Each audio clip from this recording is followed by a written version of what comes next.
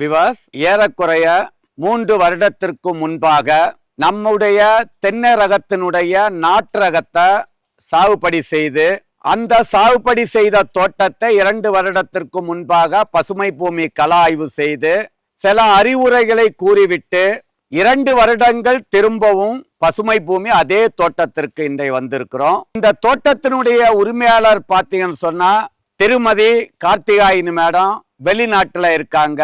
இந்த வறட்சியையும் செழுமையாக்குவதற்காக கலாய்வு செய்ய வந்திருக்கிறோம். இப்போது மேடத்தினுடைய சில கேள்விகளை நம்ம இப்ப இந்த இடத்துல நம்ம பதிவு பண்ண போறோம். முதல் கேள்வி, நமக்கு அளவுக்கு அதிகமான தென்னை இருக்கிற மாதிரி எனக்கு ஃபீல் ஆகுது. அதுல எதுவும் எடுக்கணுமா இல்ல இதை வச்சு பராமரிச்ச முடியுமா? அதாவது சார், தென்னைக்கு தண்ணி வேணுமா வேண்டாமான்னு கேட்டா தாகத்துக்கு தான் தண்ணி வேணும். அளவான தண்ணி நம்ம தோட்டத்துக்கு போதும், அந்த தண்ணி இருக்கு. தென்னங்கன்று எதுவும் எடுக்க வேண்டியதில்லை.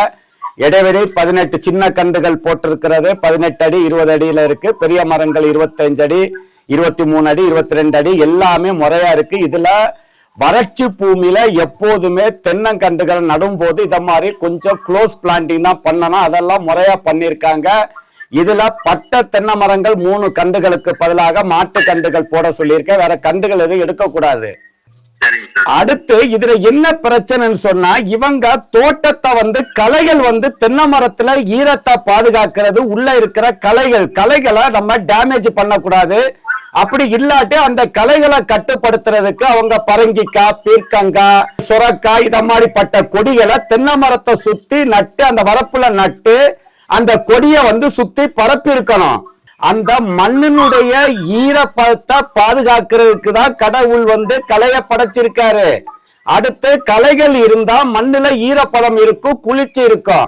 களைகளும் குளிர்ச்சியும் இருந்தா மண்புழுக்கள் வளரும், உயிரின பெருக்கம் வளரும், செடிகள் வதங்காது, வறட்சியை தாங்கி வளரும். ஏன்னா உங்க ஏரியா வறட்சி பூமி மட்டுமல்ல, சுத்தி இருக்கிறது பாறைகள் என்ன ஆகும் சொன்னா அதிக சூரிய ஒளியை உள்வாங்கி ரேடியேஷன் கீட்டை எமிட் பண்ணிட்டே இருக்கும்.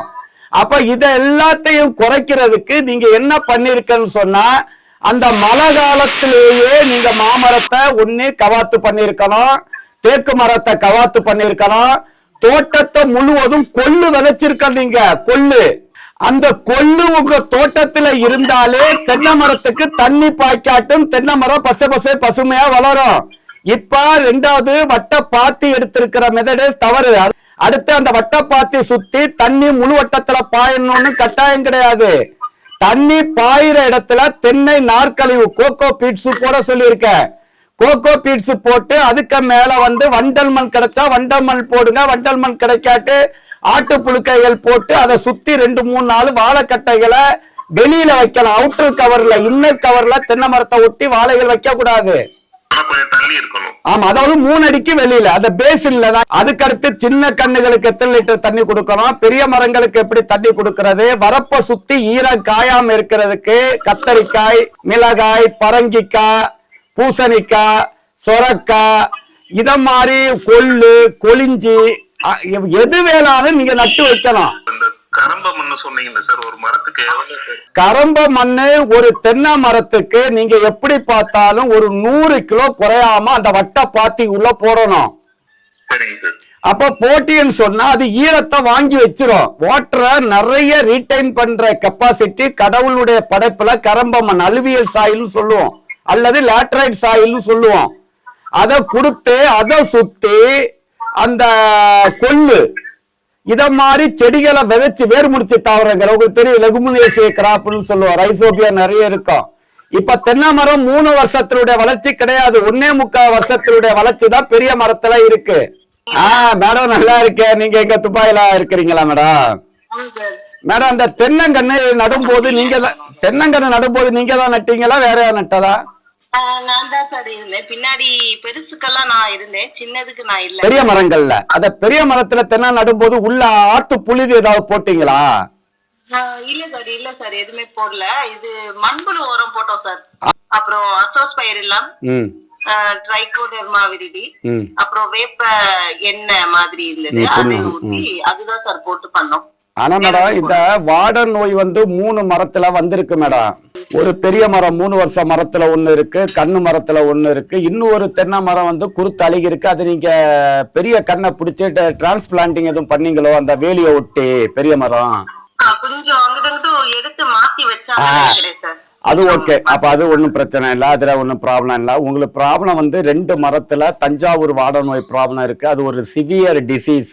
அதை உடனடியாக மகாலட்சுமி அவங்ககிட்ட சொல்லி அதை அப்படியே எடுத்து அப்ரூவ் பண்ணி அந்த இடத்த வந்து நெருப்பு போட்டு கொளுத்தி அதை பக்கத்துல அந்த குழியில வைக்காம ஒரு 3 அடி தள்ளி 2க்கு 2 குழி எடுத்து மேல் மண்ணை போட்டு அடியில ட்ரைகோடர்மா, சூடோமோனாஸ், வேப்பம் புண்ணாக்கு, அங்குசம் சொல்லிட்டு ஒரு இது மருந்தெல்லாம் போட்டு தென்னங்கன்று பெரிய கண்ணு 1 வருஷம் 2 வருஷம் வளர்த்த கண்ணு பசுமை பூமியில இருக்கு. அது 2 கண்ணு நம்ம வாங்கி பழுது கண்ணு போடணும் மேடம். வறட்சி பூமியில உங்களுக்கு தண்ணி அளவா இருக்கு என்பதற்காக நீங்க செடிகளுடைய எண்ணிக்கையை குறைக்க கூடாது. இதெல்லாம் சொல்றீங்க சார், அது பொதுவா போடணுமா காடுக்குள்ள இல்ல அந்த தென்னை மரத்துக்குள்ள போடணும் சார்? ஒவ்வொரு 10 கிலோ கொள்ள வாங்கி இல்லாட்டி 5 கிலோ கொள்ளு, 5 கிலோ தோரை, 10 கிலோ சாணியோட கலந்து 2-3 நாள் கழிச்சு ஊற வீட்டுல வச்சிடணும் இருட்டறையில. 3 நாளைக்கு பிறகு அந்த சாணியும் அந்த கொள்ளும் அல்லது அந்த தோரை 2 கலந்து அந்த பேசினை சுத்தி தண்ணி பாயிற இடத்த சுத்தி போட சொல்லியிருக்க மேடத்துக்கிட்ட. அடுத்து இந்த காண்டாமிருக வண்டு வி ஷேப் கட்டிங் வாரது, காண்டாமிருக வண்டு, அந்த காண்டாமிருக வண்டு வராம இருக்கிறது மட்டை இடுக்குகள்ல ஆத்து மணல், அங்குசம், வேப்பம் புண்ணாக்கு போட சொல்லியிருக்கேன். 6 மாதத்துக்கு ஒருக்கா ஆர்கானிக் உரத்துல எண்ணெய் எடுக்காத வேப்பம் புண்ணாக்கு, பூம்பும் பூஸ்டர், கற்பக ஆர்கானிக் கலப்போரம் 6 மாதத்துக்கு ஒருக்கா போட சொல்லியிருக்கேன்.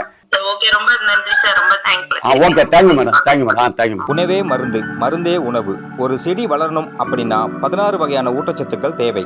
அவை என்னவென்றால் நுண்ணூட்டச்சத்துக்கள், பேரூட்டச்சத்துக்கள், கனிம ஊட்டச்சத்துக்கள், வளர்ச்சி ஊக்கிகள் போன்றவை ஆகும். இவை எல்லாம் உள்ளடக்கியதே நமது பசுமை பூமியின் கற்பக ஆர்கானிக் கலப்பூரம். இதில் எலும்பு மச்சை, மீன் உரம், வேப்பம் புண்ணாக்கு, கடலை புண்ணாக்கு, கடல் பாசி, humic acid, fulvic acid, bio potash, கோடியேறு, அக்ரிலைம், ஆமணக்கு புண்ணாக்கு, இயற்கை முறையில் பேரூட்டச்சத்துக்கள், 2ஆம் நிலை சத்துக்கள், பயிர் வளர்ச்சி ஊக்கிகள், அஸ்கார்பிக் ஆசிட், அமினோ அமிலம், தாதுப்புக்கள் போன்ற ஆர்கானிக் சத்துக்களை மட்டுமே உள்ளடக்கியது.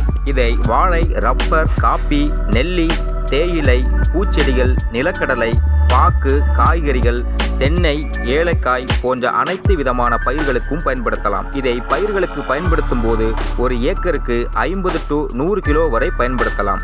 தென்னைக்கு 1 வருடத்திற்கு 5 கிலோவாக 4 தடவை பிரித்து கொடுக்க வேண்டும்.